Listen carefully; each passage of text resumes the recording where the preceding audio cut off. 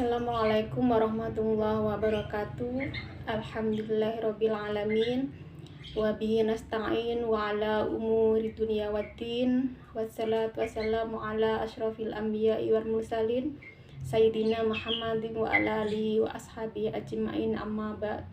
Yang saya hormati Bapak dosen pengampu mata kuliah administrasi dan supervisi pendidikan, yang saya sayangi rekan-rekan PAI 5B Institut Agama Islam Al-Qadiri Jember. Pada kesempatan kali ini saya dari kelompok 3 yang beranggotakan saya sendiri, Hindun Dahliana dan Risatul Mu'awana, akan mempresentasikan tentang perencanaan pendidikan,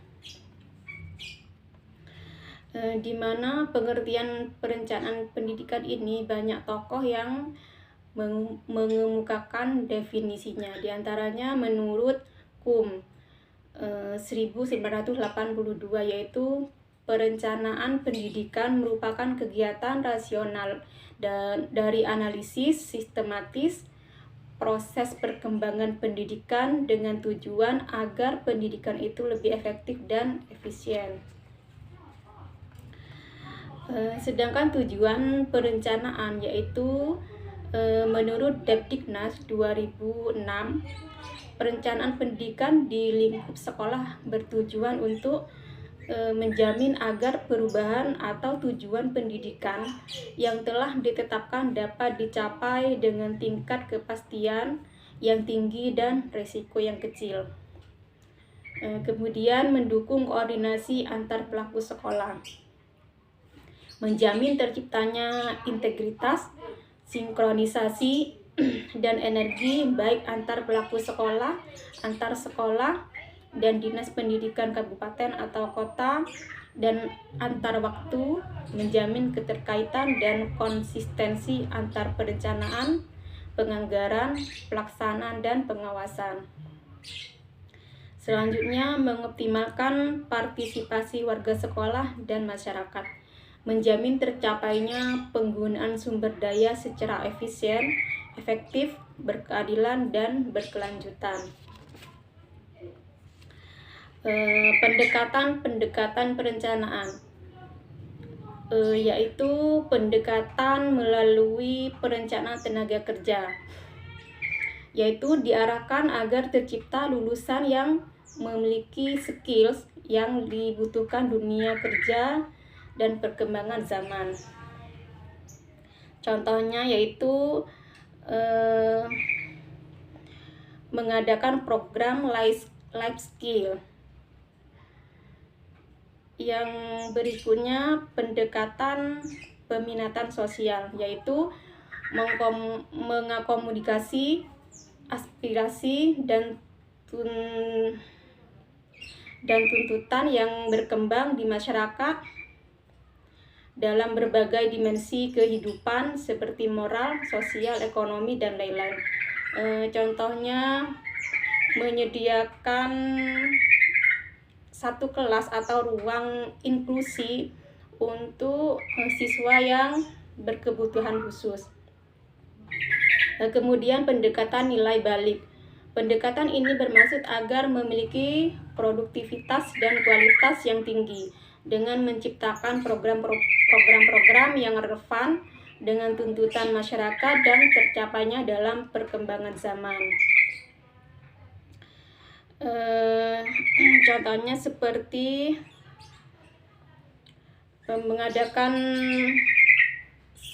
PSG atau pendidikan sistem ganda, atau lebih juga dikenal dengan PKL, praktek kerja lapangan.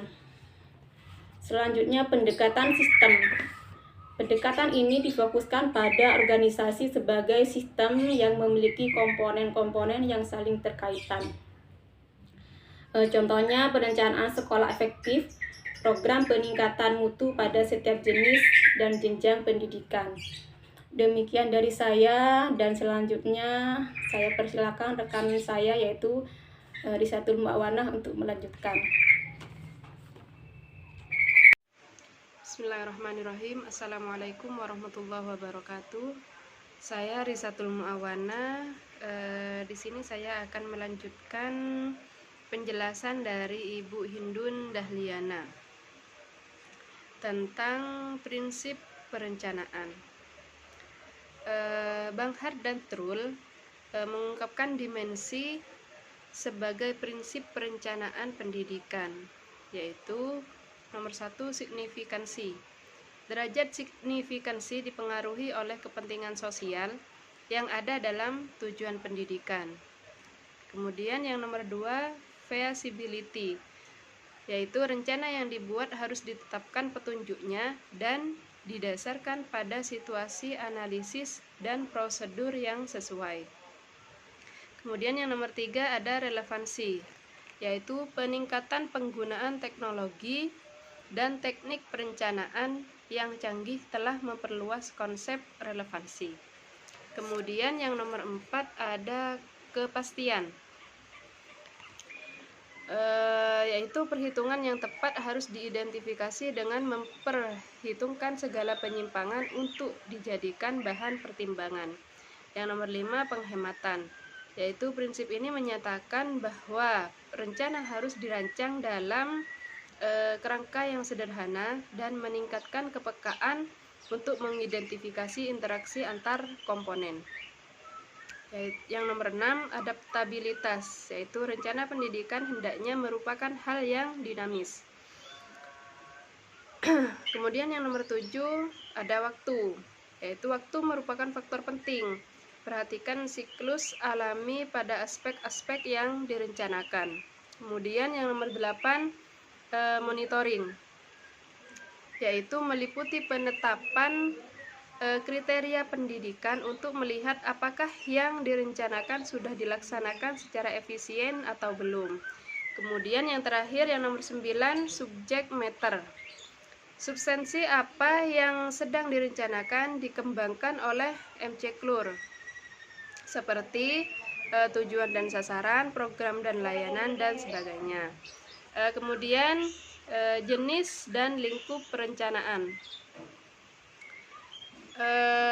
Lingkup perencanaan yaitu terdiri dari perencanaan makro, mikro, dan perencanaan meso. Yang nomor 1 perencanaan mikro. Perencanaan mikro adalah suatu perencanaan pada level operasional ditujukan secara khusus untuk memperbaiki kemampuan dan kinerja individu atau kelompok kecil individu. Yang nomor 2 perencanaan meso.